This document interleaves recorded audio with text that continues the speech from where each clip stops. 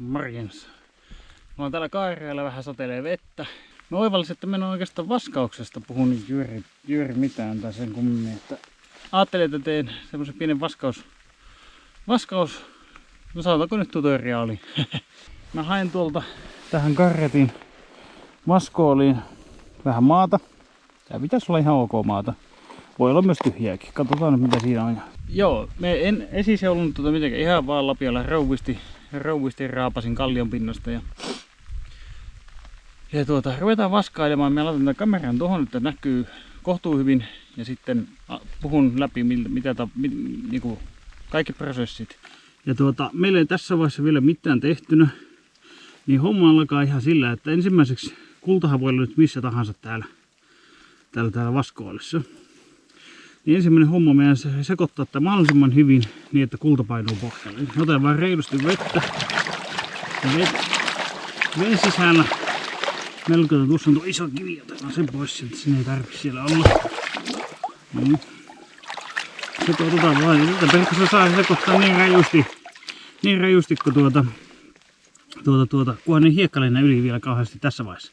Ja näitä isompia kiviä, heti kun ne on puhtaita, niin voi heitellä pois tuosta päältä.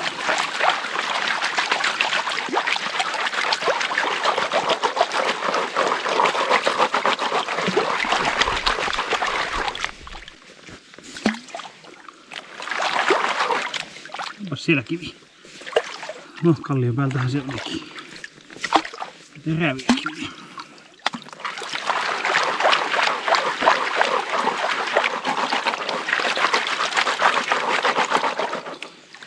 Ja sitten kun aletaan olla sitä mieltä, että se on sekoittunut hyvin, tästä voi vielä kierrässä näitä kiviä heitellä pois.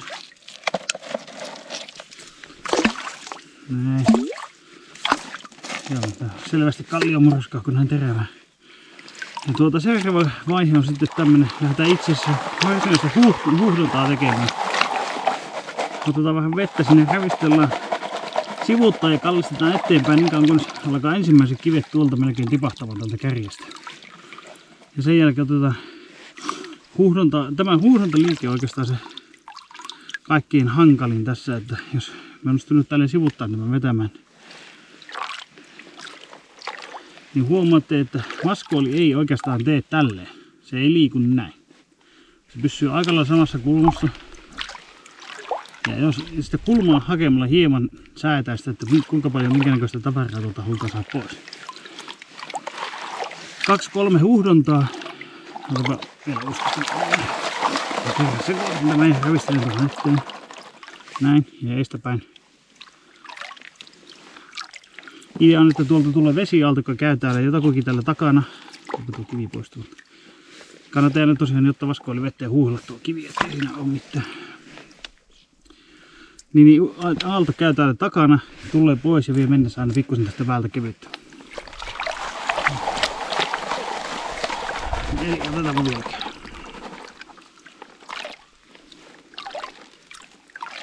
Ja siinähän sitä tavaraa lähtee. Tuosta voi pahimpia kiviä poimia käsinkin pois, huuhtelee vaan hyvin. Katsoo, ettei ole mitään kovin arvokasta ja heittää pois. Ja tosiaan niin, tää tuntuu pohjalle joku painava kivi. Ongitaan paljon, eli tääkin yksi konsti, että tää pikkusen vettä ja sitä sormella vaan tökkää täällä jossain iso kivi, no siinähän se on. Tuolle sen saa pois. Käsin ei kannata näin lähteä kaivaa, kun voi olla, että käsiin tulee sitten, jos siellä on kultaisia käsiä, tässä vaiheessa heität, niin sitten se on mennyt hukkaan. Sivuttaessa ravistus ja 2-3 huuhdontaa. Otetaan kokonaan takaisin, uudelleen sekoitus, eteen ravistus, huuhdonta. Ja aika lailla tätä toistetaan sitten niin kauan, että hiekka on hyvin vähissä. Toki mitä vähemmän tätä hiekkaa täällä on, niin se vähän niin kuin hellemmäksi nämä liikkeet menee koko ajan vähän hiastuu. Ja lopussa ne on sitten aika varovaisia jo liikkeet. Ja tässä kun alkaa pohja täältä takaa näkymään, niin pitää alkaa olla ekstra huolellinen tämän eteenpäin ravistusliikkeen kanssa, että kun tänne voi ihan hengettömät tänne näköisellä, sitten kun se huuot, niin ne lähti. Ja kannattaa pitää silmä tuolla, ettei siellä hengettömät kovin vilku. Vielä kerran. Näin. Noin. Sekoitus.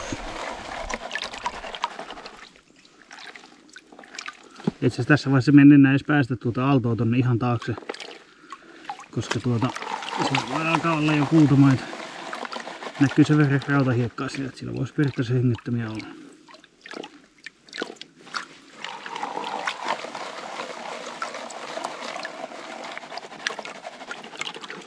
Ja toistetaan.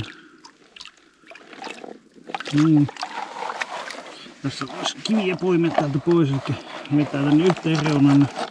Veessä käyttää niin, että peseytyy ja pois. Toki tarkistaa, ettei siinä ole mitään kovin arvokasta.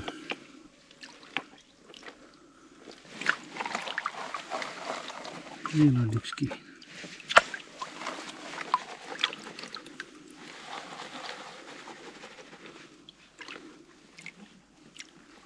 Ja niin kuin huomaatte, niin nämä liikkeet vaan kutistuu pienemmäksi ja pienemmäksi. Onko meillä ensimmäinen hippu tuolla? Ei taitaa olla kiillettä.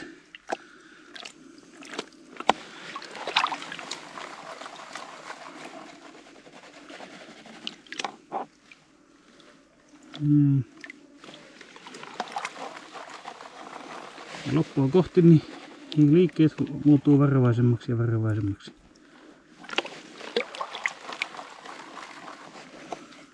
Vielä muutama kivi täällä. Se pienempiä kiviä pois.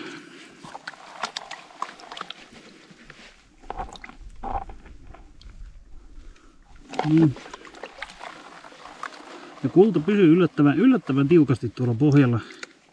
Ja monesti vasta alkajat vaskaa niin varovasti, että tuo pohja itse asiassa kovettuu. Se menee kovaksi ja sitten kun sen sekoittaa, se tuntuu, että se ei liiku.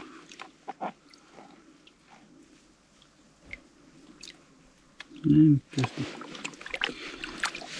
Sitten tässä lopussa voidaankin vaihtaa jo vaskoa ympäri, kun usein muovisissa on tämä rihla täällä, se alkaa vähän haittaa, niin me vaihdan tuonne toiselle puolelle.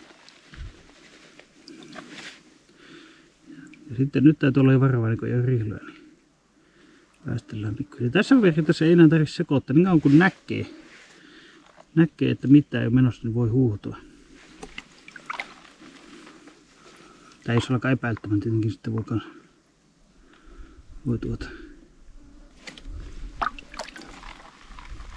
voi huuhtaa sitten takaisin ja ottaa uudelleen.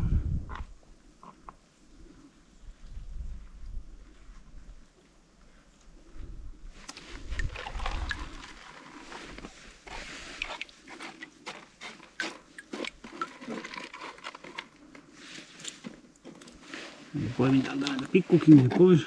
Vähän helpottuu tää loppuvaskaus. Ja periaatteessa snappaan kameran sitten hetkeksi tänne. Ja nyt ollaan tämmöisessä tilanteessa. Niin, tästä nyt sitten pitäisi alkaa vähän pyörittelemään. Tääkin on vaikea liike joillekin. Pyörittelemään vettä tuolla pohjalla niin, että se lähtee tuo hiekka kulkemaan tuolta vasemmalta oikeaan reunaan kohti. Tässä nyt on vielä aika paljon, niin pikkusen ravistetaan, niin saadaan ehkä näköiselle jotakin, jos siellä on. Jos siellä vaikka olisi, on siellä yksi ainakin. Tuolla oikealla reunalla 2 näkyy. Joo. Tuolla. Saanko meiltäkin osoitettu? Onhan siellä useampikin, 3. Tuossa näkyy 1, 2, 3. 4 tuli sieltä esille. Vieläkö on enemmän? 6. Tuolla ylhäällä vasemmalla on 1, on 7.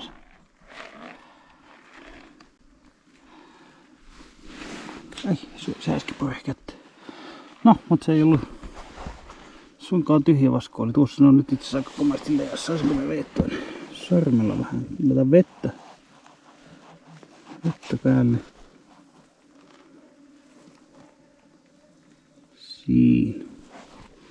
Siinä näkyy. Ainakin 5 nyt näyttäisi olevan. Varmaan tuolla hiekkaa meni se 1 sitten. Jaa, tuolla on 1 kanssa.